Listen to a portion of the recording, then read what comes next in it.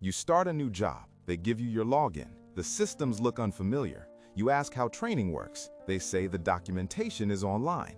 You ask who will walk you through the process. They say most people figure it out. That's when you realize something changed. You weren't hired to learn the job. You were hired because they assumed you already knew it.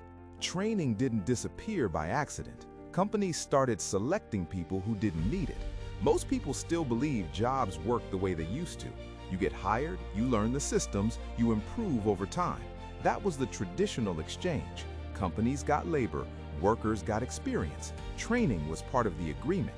New employees expected guidance. Managers expected to teach. Learning was built into employment. Being new was normal. Being inexperienced was expected. That made entry possible. It made careers start somewhere. It gave companies a way to shape workers. It gave workers a way to grow inside a system. That model felt stable. It felt fair. If you showed potential, someone would invest in you. If you worked hard, someone would teach you. But something slowly shifted. Training started shrinking. Mentorship became rare. Onboarding became shorter. Knowledge bases replaced instruction. Videos replaced guidance. Documentation replaced teaching. Companies did not announce this change, they simply adjusted expectations. Instead of training beginners, they began searching for workers who already understood the systems. The routine still looks the same from the outside. People still apply, companies still hire, jobs still exist. But what happens after hiring is different. Learning is no longer guaranteed. Support is no longer assumed. The job may be new, the expectations are not. Most employees assume this change is about efficiency. They assume companies just became faster. They assume businesses became too busy to train. They assume technology made learning easier. The belief sounds reasonable. If information is online, why teach it twice? If tutorials exist, why assign a trainer? If someone can research answers, why schedule instruction? This feels logical. Modern work moves faster. Teams are leaner. Time is expensive. So employees assume training disappeared because work accelerated. But speed is not the real reason. Risk is. Companies are not just trying to save time. They are trying to reduce uncertainty. Training introduces unknowns. Some employees learn fast, some do not. Some leave after training. Some never reach expected output. Training is an investment without guarantees. That uncertainty became harder to justify. So the logic slowly changed. Instead of asking how to train faster, companies started asking how to hire people who already know the job. The safest employee became the one who required the least support. Preparation started replacing development. Certainty started replacing potential. The belief that training disappeared because work got faster hides the real shift. Companies didn't remove training because they lacked time. They removed it because they wanted predictability. From the company side, this decision looks rational. Training costs money. Training slows teams down. Training pulls experienced workers away from production. Every hour spent teaching is an hour not producing. Managers are measured on output. Teams are measured on delivery. Investors measure consistency. No one measures how many beginners were developed, but everyone notices delays. Everyone notices mistakes. Everyone notices missed deadlines. This changes incentives. A manager who hires someone ready looks efficient. A manager who hires someone needing development looks risky, even if both employees could become equal later. Short-term stability wins. Long-term development loses. Software also changed hiring behavior. Applicant tracking systems allow companies to filter by skills. Algorithms sort resumes by keywords. Requirements become filters instead of descriptions. The more filters added, the fewer unknowns remain.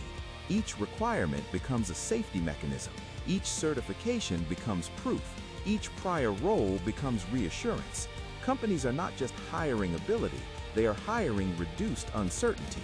Over time, this compounds. One company reduces training, competitors follow suit. Hiring standards rise together. No company wants to carry more risk than others, so the safest strategy becomes hiring people already trained somewhere else. Training did not vanish, it was outsourced to the labor market. This creates a quiet trade-off most workers never see. Companies reduced training costs. Workers absorbed preparation costs. The burden did not disappear, it moved. Instead of learning on payroll, people now learn on their own time. Courses replace onboarding. Certifications replace mentorship. Side projects replace guided experience. Preparation becomes personal responsibility. This feels normal because it happens gradually. One extra requirement, one extra tool, one extra expectation.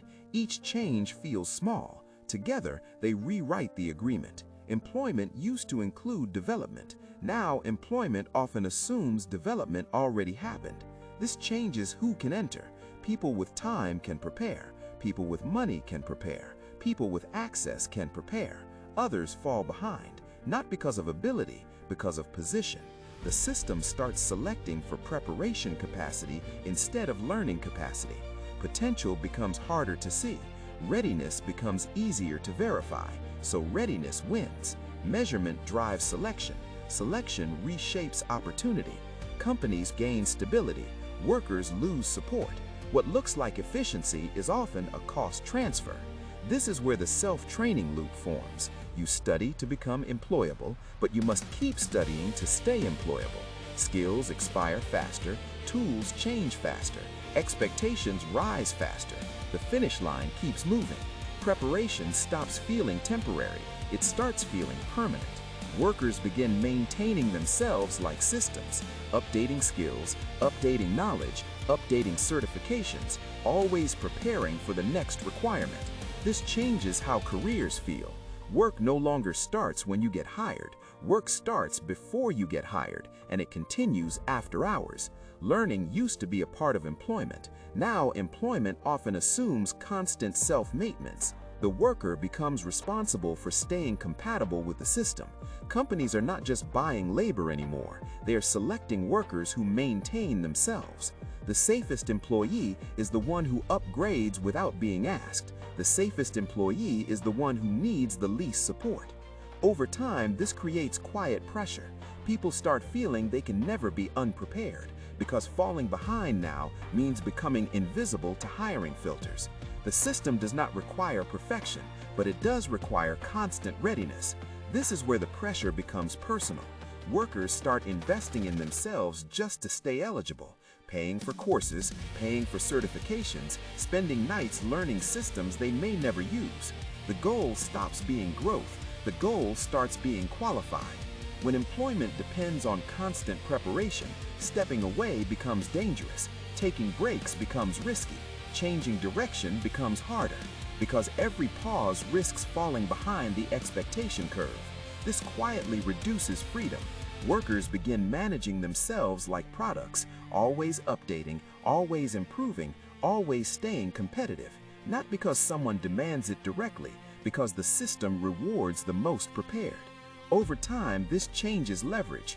Companies know many workers are already maintaining themselves. That reduces pressure to provide development. Support becomes optional. Preparation becomes expected. The agreement shifts again. Jobs no longer promise growth. Workers promise readiness. Fewer safety nets, more self-maintenance, less optionality. Support became optional, and something else changed quietly. The first job used to teach you how work functions. Now your first job often tests whether you already understand it. Careers used to begin with exposure. Now they often begin with verification. You are not entering to learn, you are entering to prove. Training did not disappear, it moved from the company to the worker. And most people didn't notice when that became the new requirement.